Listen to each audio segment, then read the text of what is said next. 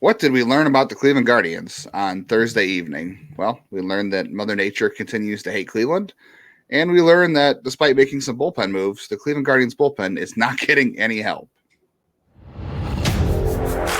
You are Locked On Guardians, your daily podcast on the Cleveland Guardians, part of the Locked On Podcast Network, your team every day.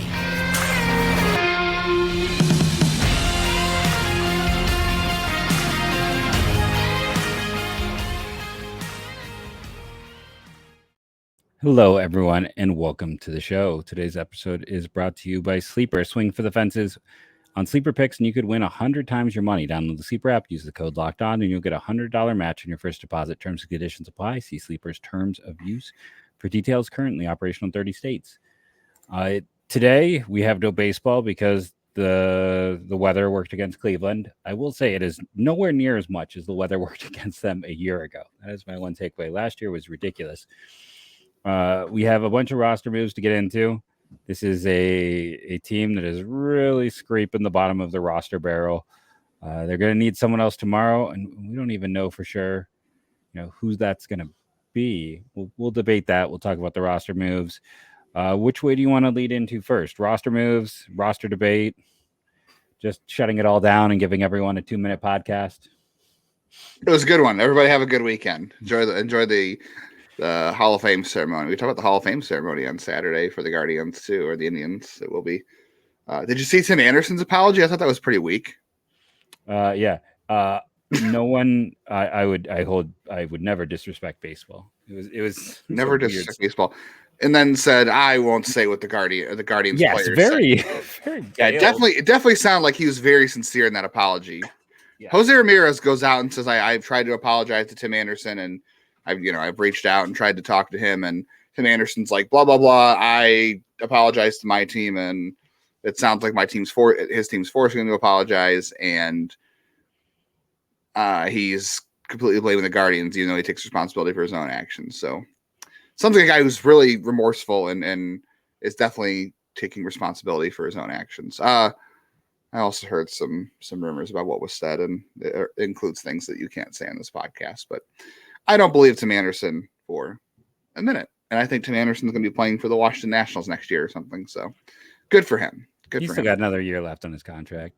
No, he doesn't. Doesn't he? They have a team option, and they are not picking that up. The White Sox are not picking that option. I think they will. Like crap. I think they'll pick it up and run the risk with him. He's been the face of that franchise. They're picking it up. Well, that franchise is full of crap themselves. They're like the Browns of the NFL or the Major League Baseball. It's getting picked up. I got full faith in that. We'll see. We both said Shane Bieber is getting traded, and now I don't think that's gonna. Well, hey, towards the end, I did say that he might be sticking around just because the value is so low right now. And now it's even lower. We might get into trade values in this show. One thing we won't get into is that website. We will not be using that website to determine trade value. So if you're expecting us to use that site or sending us anything on that, it's fun to play with. I like that it exists for the fact that it's fun to play with. But it's not real. No, it's not real at all. Like I remember 2 years ago, some terrible Yankees writer. So according to this is a slight overpay. And it's like, it was a massive overpay. That was it Clint Frazier, Miguel Andujar, and Estevan Florial for star player? And Volpe for like Ramirez and Bieber. This was like 2 years ago.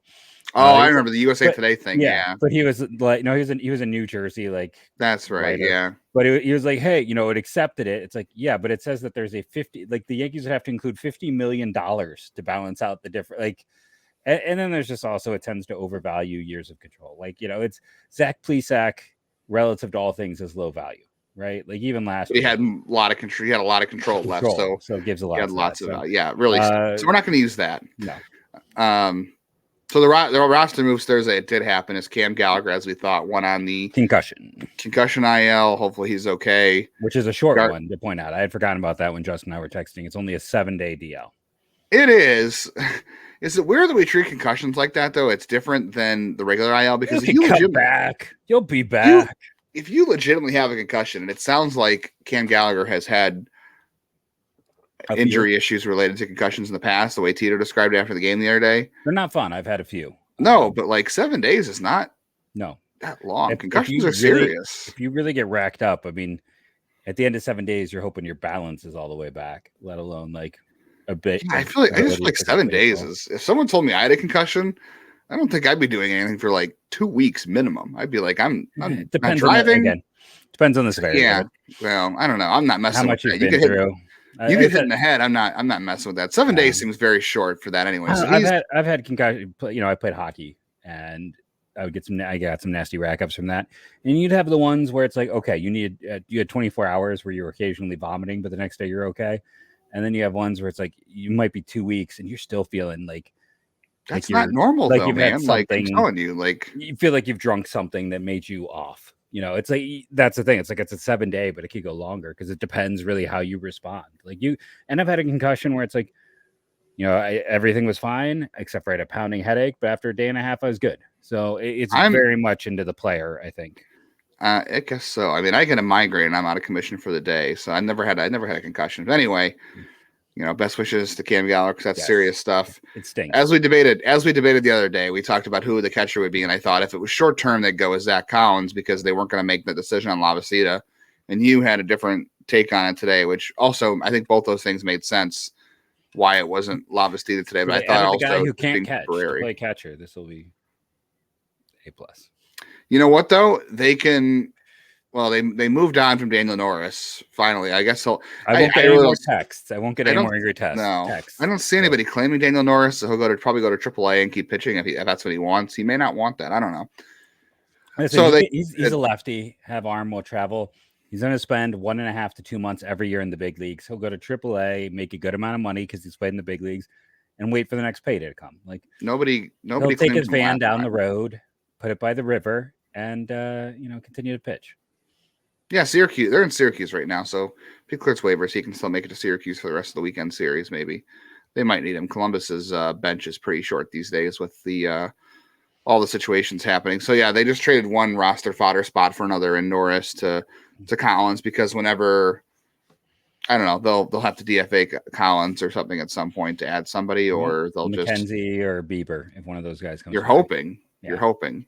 If if one of them come back. Big IF. And in replacement of Daniel Norris, Tim Herron is back.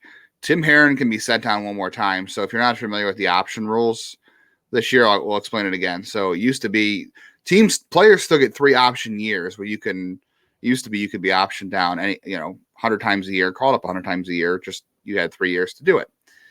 The new CBA required teams to have a limit on that, so they couldn't just keep shuttling players and making life hell on them. So now you can send a player up and down 5 times in a season. After you send him down for the 5th time, if you recall him for a 6th time, you cannot send him back down unless you expose him to waivers and unless he clears. So the Guardians called up Tim Herron for the 5th time, so they can send him down again. They can recall him again. And then after that, they couldn't send him back down. So they have one more chance at this. At this point, with Daniel Norris gone, you might as well just keep Herron up here the rest of the year, the way that goes. And both Zach Meisel and Mandy Bell tweeted today or posted today, whatever we're calling, whatever you do on that site called X or Twitter. I don't know anymore. It's Twitter. Yeah, that Michael Kelly is going in the IL with an injury, and we're going to get the return of James Karinchak on 99 on Friday. I do want to go back. I realized I never actually said my statement on Lavastida and why I think they made this move, even though it's not the move I expected. The thing I texted Justin, which of course none of you could have seen, was I go, to me, this actually says that maybe they have more value to Lavastida. I do think they are going to have to roster him, and I do think they will roster him at the end of the year because they want him to play every day. I mentioned 10 out of 12 games in the month of August he has caught. Those 2 off days he played DH. Well, there's nobody else. Yeah, well, I mean, that's the thing. They could have had Collins when Leon was there. You know, they've had some backups, but I think they want him to get reps. I think they went with Collins because they want Lavastida to play every day. He was not guaranteed to play every day up here. So I think that's why that move got made. Maybe I'm foolish. I mean, I've been accused of liking guys too long. I believe in Lavastida. You know, we all jump back for good reason on the Bo Naylor bandwagon after his bad year. I still find it weird how many people don't want to jump back on the Lavastida one. We'll continue to see what he does, but I think that's a sign of what they like. As for Norris, for Herron, listen, Norris was cooked. It just wasn't good. And 99, they literally don't have anyone else. Like for tomorrow's, we got to go to break here in a second, and we'll discuss this in depth. We are debating before we got on air who they're going to call up, like because you almost have to roster someone for this double header to have someone left. So that it was Kelly being hurt, it was 99 or bust. I'm going to make Justin tell you about 99's last appearance to kind of tell you where he is. But first, we got to take a break. So after this break, we're going to come back and discuss a little bit more about these roster changes, how and why. Well, you know the why, but or no, you know the how, but why they're occurring.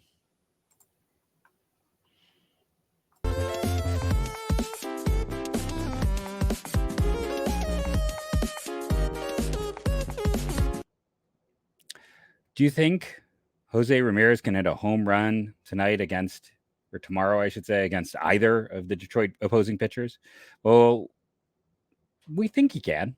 I don't know if anyone is assured a home run on this Cleveland team. And on Sleeper, you can swing for the fences with up to 100 times payout. All you have to do is choose 2 or more players that you like, select more or less in a stat category like home runs, strikeouts, hits, and more. Get your picks right, and you could win big. So basically, what they're doing differently here at Sleeper, as opposed to other daily type sites, is you only got to pick 2 guys. Pick a stat category, pick more or less, and go from there.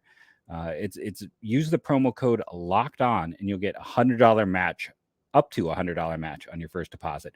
Terms and conditions apply. See Sleeper's terms of use for details. Currently operational over 30 states. Check out Sleeper today.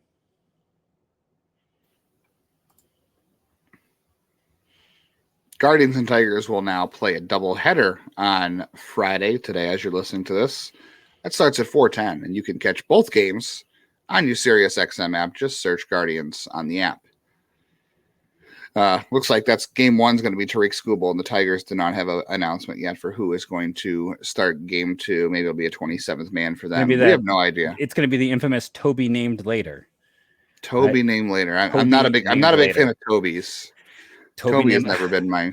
Yeah. Oh, well, I had 2 related animal losses with Toby in the past year, so I have soft spaces for Toby's. So Will Smith and Toby's eggnog.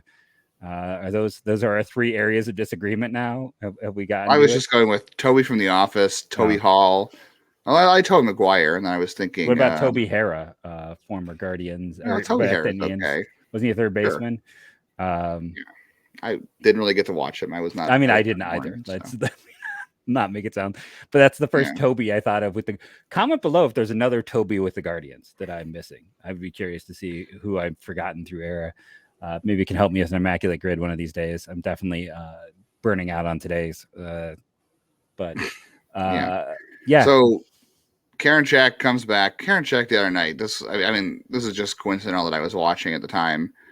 It was one of the worst outings I've ever seen him, and it was just so. Me, and I was so confused because I was doing bedtime with my kid, and I was like, "Wait, they called him up, and he's pitching in this game." And then I realized, no, you were so mad, you had to send this out. It was from Wednesday. Yeah, it was. He came into the game, walked the first batter. That guy stole second. I think he stole third while he was still pitching to the second batter. Then he walked the second batter. That guy stole second. Then he threw a wild pitch that allowed the guy on third to score. And then I think he gave a sac fly after that. So he struck out a batter.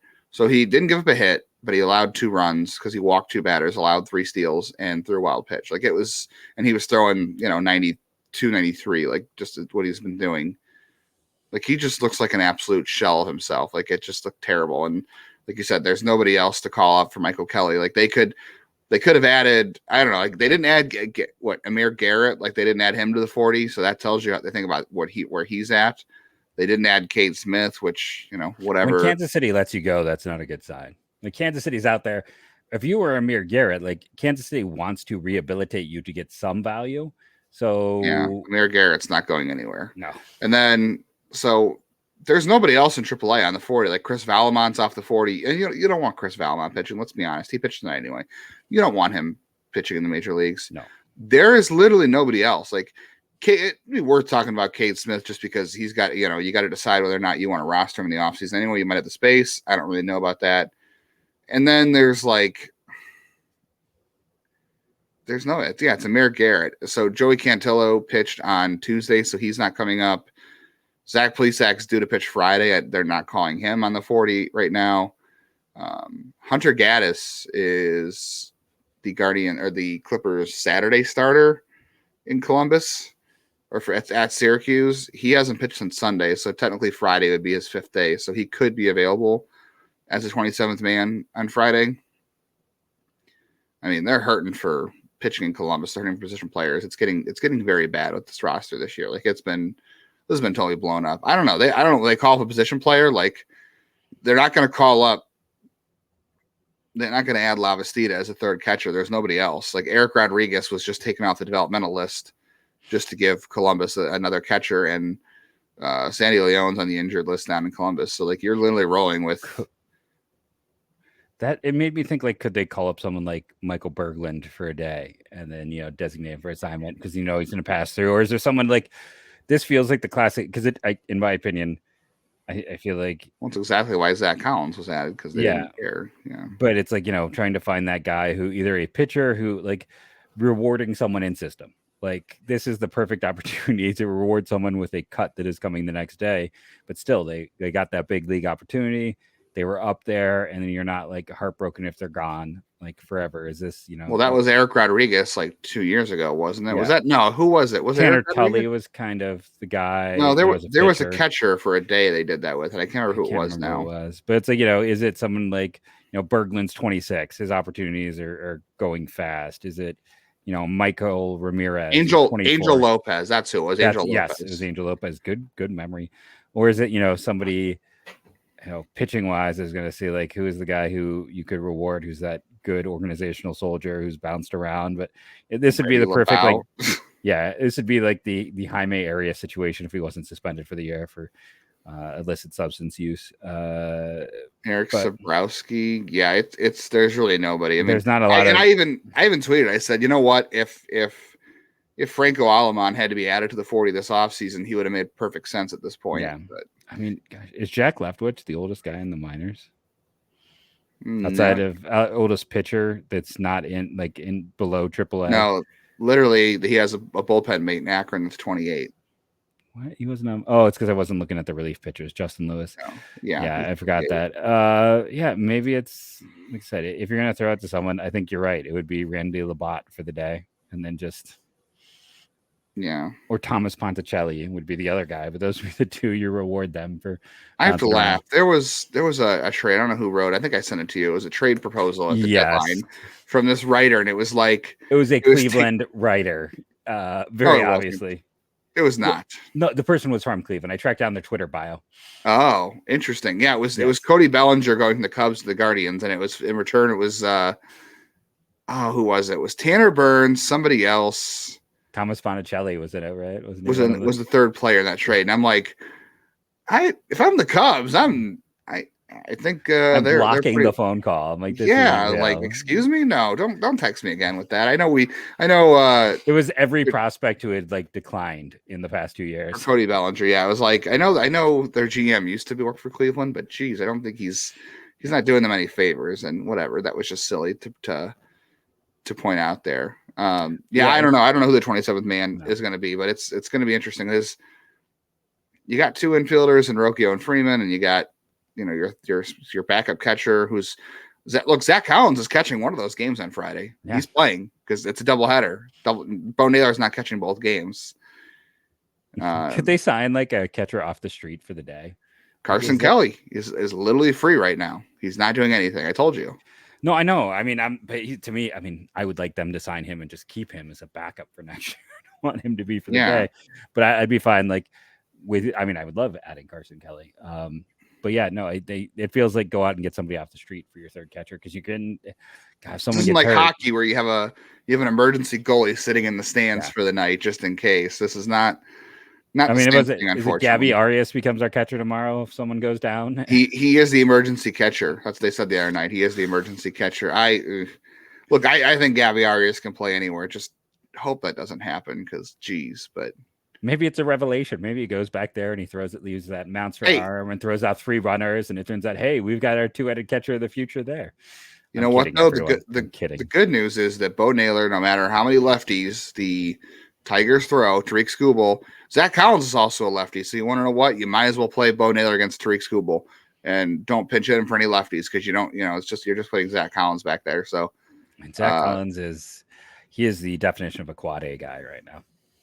Yeah. So at least there's that. Like, at least you don't got to worry about Bo Naylor being pitch hit against a lefty because there's no option to replace him. So there's no point in doing that. All right. There's a couple more things we want to address before the end of the show. And I think we wanted to get to maybe some trade value talk and just kind of, there was somebody who made a comment who said, oh, you guys are talking about topics that the season's over. They're only 4 games out. 4 games out of what? I know Minnesota's not going anywhere, but let's be realistic. Is there anything outside of the 3 rookie starting pitchers? Is there anything on this team that really says, wow, I really want to see this team play in the playoffs? I really feel like this team can do it. This team has Jose Ramirez, the 3 rookie starting pitchers, and that is all they have right now. That is literally, I mean, they are down to 8th in strength of schedule, I will say. Though the Twins are second. They were like 3rd. The Twins are still 25th. So all right, more of that. Just stick around. Stay with us.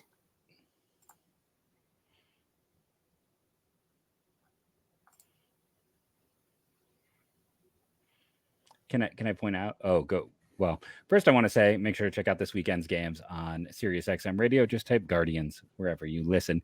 When you do look at the Tankathon strength of schedule, the easiest opponents, that's where Cleveland pops up. Just to point that out. When they are saying what are the hard opponents and what are the easy opponents, Cleveland is listed under the easy opponents. Just don't face Tanner Bybee or Gavin. So the Guardians could play spoiler. Like let's see, the Dodgers are coming in. They have a week. One. Oh no, that's the wrong one. I'll look at this. The Dodgers come in next week, and you have, let's see, Bybee goes Saturday, Williams goes tomorrow. So 1, 2, 3, 4. Gavin will pitch one of the games against the Dodgers. Tampa Bay comes to town. You face the Rangers, face the Orioles. So you could play spoiler. And so the Guardians should be one of the easiest teams you face at this point. But guess what? If you run into Bybee Williams, you might be losing a game because you're running into, 2 really good back-to-back rookie pitchers because they're pitching back-to-back in the rotation right now. So that's your only hope. Just don't face the guard. And let's throw Logan Allen in there too because he's been tough. But if you come on a day where you're facing Xavier Curry, and not to Curry, but your odds are obviously better against him, or unfortunately Noah Syndergaard, which was kind of our next topic here. I don't know if anybody had a chance to see the interview after the game on Wednesday night. I felt depressed watching that. He sounded like a guy who really, I think we can all probably agree that he sounded like a guy whose whole life has been baseball. And it's all he's ever known, all he's ever focused on, all he's ever done, which is what happens when, you're 30 years old. And I believe he was drafted out of high school. And 31. Yeah. And, I don't even know if he's got like a family or anything else that can sometimes help ground you a little. This has been his whole life, and now it doesn't work. Yeah. You get this with a lot of athletes, right? That's why baseball is the hardest, because especially for a high school kid who probably has been the best at his craft. Texas is a pretty good area for baseball, so maybe not. But a lot of these guys, they don't fail for the first time until they get to the minor leagues, right? Because these high picks, these talented players, the first time they're really failing or struggling is the minor leagues. And that's the hardest thing, is to overcome the failure. For Syndergaard, he didn't really do that. Like, he was good in the minors, and he has been good in the majors. He's, been one of the best pitchers in baseball at points in his career, at least a top 10 pitcher in baseball. And, for the last 2 or 3 years, that hasn't been the case. Although I guess there's a case to be made the other year that he was, pretty serviceable. But yeah, he just talked about how that big contract from the Angels where they gave up a draft pick. Back in after the 2021 season. And he was solid. They traded him to the Phillies. And he was good for the Angels for their 15 starts. And for the Phillies, he was okay. He was good. It FIP under 4 for both of those. This year, it's been a disaster at age 30/31. But yeah, he did have some value as a reliever for the Phillies a year ago too. So there is that. But yeah, he just sounded like a guy. Like, I know he said this in multiple interviews too. He's just not having fun anymore. I think we can probably all agree that the injury stint that he served with the Dodgers was not really like, it was a blister. Everyone knows that was all mental. Like, Yeah, he even joked about it, like tightness or whatever it was. It was a mental time away to focus on other side of the game. So he took that break and then he made a couple of rehab. He made one rehab start and he was supposed to make a second one before coming to Cleveland, which he never made. He just came right to the rotation because the Guardians needed him too. But the things he said on Wednesday, just talking about how, it's hard to really have fun in life or, enjoy what's going on in life when he's struggling at baseball right now, his one true love. And he even, said the days that he does have some success that, he might throw strikes, but he doesn't really have a whole lot of conviction or confidence in those pitches. And that's a big thing for pitchers is conviction, and just everything about baseball in general is confidence. It's just hard to hear. And, he did the one mental break earlier this year at the Dodgers, and I guess that probably, I don't know, wasn't enough. I just feel like he's a guy who really, like, I don't think we talk about athletes and mental health enough. Look at the situation in Detroit with the Austin Meadows, right? He got hurt with what? He had first he had COVID and he had vertigo and he had COVID. So he kept getting, these illnesses, and vertigo is tough to overcome too. I feel like vertigo is one of those things that you always have, like you don't ever really overcome it. It's just, it's with you forever. My grandma had it after a particular fall and it was an issue for the rest of her life. Yeah. And he took some time away from the Tigers because he became depressed at the illnesses and, not being able to get on the field and struggling when he could get on the field because of all the overcoming Clint issues. Frazier also had that issue with vertigo. Remember that? Yes, Clint Frazier had vertigo too from multiple concussions. That was a problem in New York, which, New York not so good with concussions. Anthony Rizzo this year, he had a concussion in June, and then he didn't go on the concussion, or he didn't go on the injured list until like July because of dizziness and other symptoms related to concussions. Like it was a month later. So Yankees not so good at handling that stuff. But I don't know. I mean, I think Austin Meadows is still away from the Tigers right now, working on himself, and that's fine. Like, we should really talk about that more. I know Kevin Love with the Cavs was always good about being an advocate for that. And it's like, I remember Abraham Almonte, a guy you may not think about very often, but I always remember like sitting there at a AA game when they acquired him. I can't remember exactly the trade, but it's like finding out he's someone who was very open about being in a 12-step program and being, a sober liver, and it's nice to have anyone who's willing to be, upfront and open and kind of share that because everyone has struggles in life, right? No, we're not doing a better help read, but we've all had our moments, our ups and downs, and I think of Dave Almonte, by the way, he got recalled today. I think it was the Diamondbacks. He's back in the majors as of today. You should go look at his baseball reference page because no one ever remembers him, and he'll get you a ton of points in immaculate grade. Going back to that, but I think it is good to see players admit, and yes, it did feel like I felt uncomfortable watching Thor in that video. I think a lot of people did because he was just laying it on the line. There's nothing wrong with that. Again, this is a guy. This is his life, right? And he pops up in TV and movies and he has other interests, but baseball has been his thing. And how many athletes it's almost like he might be best served to find like something else just to to split the focus, because I think we've all been in that thing where it's like, why can't I do this? And you spiral and you focus and you fixate. And it's sometimes like you have to then work on something without your mental focus being failure, but being something. You just have to completely reset your mind to kind of get back to where you were. And I'm not a psychologist, obviously, and I'm not someone with an answer, but I wish him the best. I mean, he is not someone I've ever heard anything negative about. He had a Twitter beef with Trevor Bauer, which makes him good in my book. So, I don't know if there's ever been a negative thing really about this guy outside of his struggles, and he hadn't struggled until this year. And, I wanted to give him a hug when I was listening to that and just be like, it's okay, dude. It's okay. Yeah, it was tough. I mean, I don't know.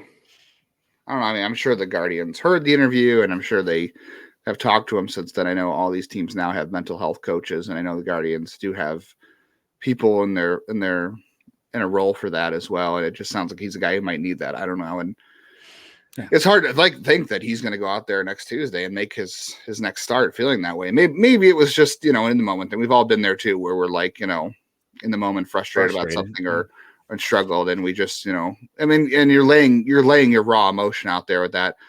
Again, good on him for being willing to do that. I don't want anyone to think I'm being ironic or anything like that. Like, legitimately good on. No, I agree. Also, for, maybe he's a guy who says that in the moment. Maybe a couple of days later he's like, yeah, I'm fine. Like, I don't know. Maybe he's not fine. He just says that. But I mean, maybe he's a guy who just in the moment that's how he felt, and he was able to move on. Because I was going to get to a segment about the automated ball and strikes system on moving on, but we didn't have time to do that today. But let's talk about trade value on there's Monday another rainy day.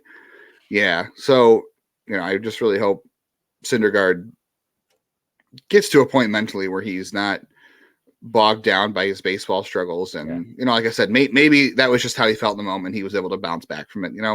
That is a big thing for athletes, being able to do that. And maybe he will. Just in that moment, hearing that, just, because this isn't the first time he said it either, though. Like, this is a thing he has repeated when he was at the Dodgers, saying he just wasn't having, baseball wasn't very fun right now. He wasn't having any fun. And we've seen guys, retire. Like, I think it was the Angels reliever, Ty Buttrey.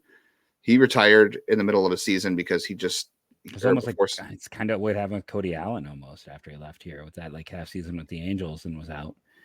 Well, he just wasn't pitching very well. But yeah, he probably wasn't having much fun either there. So like, you get to that point where if baseball's just not fun, you have to go. And it's not mentally working for you anymore. I don't know. I'm not saying Syndergaard has to go. I'm just saying I hope he finds some mental peace with all this. And yeah, no matter what, we wish him well. And it takes a strong person to admit everything he talks about. It does. Hopefully, I don't know. I'm not, like I said, like you said, I don't have an answer either. I just, hope when he goes out there and maybe he'll pitch very well against the Dodgers and that'll make him feel really good. I don't know. That's who his next start's supposed to be. I'll just throw it out there. If he ever wants to come on to my personal one, Fluently Nerd, which I rarely do anything with, and talk anything nerdy, we can just sit and discuss anything other than baseball. Someone like the Star Wars X-Wing over there. So I'll just do a quick. We used to talk more nerd stuff on here. We'll bring that up. I'm sure the nerd stuff will start coming back as the season gets uglier and uglier, which with all these injuries, it has a chance to. Well, the Guardians bullpen's only going to get uglier with the return of James Karinchak over the weekend. You thought they couldn't hold runners on before. I'm glad he's back. And we're already gone long. Someone says, I'm glad he's back, which is, I know it's a surprise, right? I would like him to come back and, if they can get him to pitch well, let's bring that trade value back. Like, this is the last opportunity because at the end of the year, they're likely designated for assignment. If he comes back and has like 7 good games, nobody's buying into that. You maybe get 10 good games, and then maybe you get something. Maybe you get some international slot. You get Damon Cassetta Stubbs. That's what you get. It's better than nothing. So Damon Cassetta Stubbs retired after like a year in the minors. That's fine. You never know what you're going to get. Sometimes you get Junior Caminero when you trade trash for a rental. You never know what you're going to get when you take a flyer on a guy in low baseball. So everybody have a great weekend after that comment. James Shields for Fernando Tatis Jr. I need to see a mental health specialist after that comment.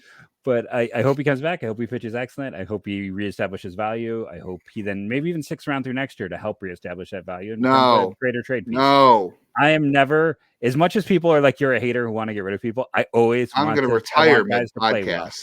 I want guys to play well. I always want them to play well. And I want their value to be there. So they actually have some trade value this offseason. But thank you all for joining us before Justin cuts the feed and storms off the show. We're very close to getting there. It's just he's going to break a screen and walk away. How many stolen bases for James Karinchak this weekend? How many stolen bases off him? More than Miles Straw. Thank you all for watching, listening, rating, reviewing, downloading. It helps. And go Guardians.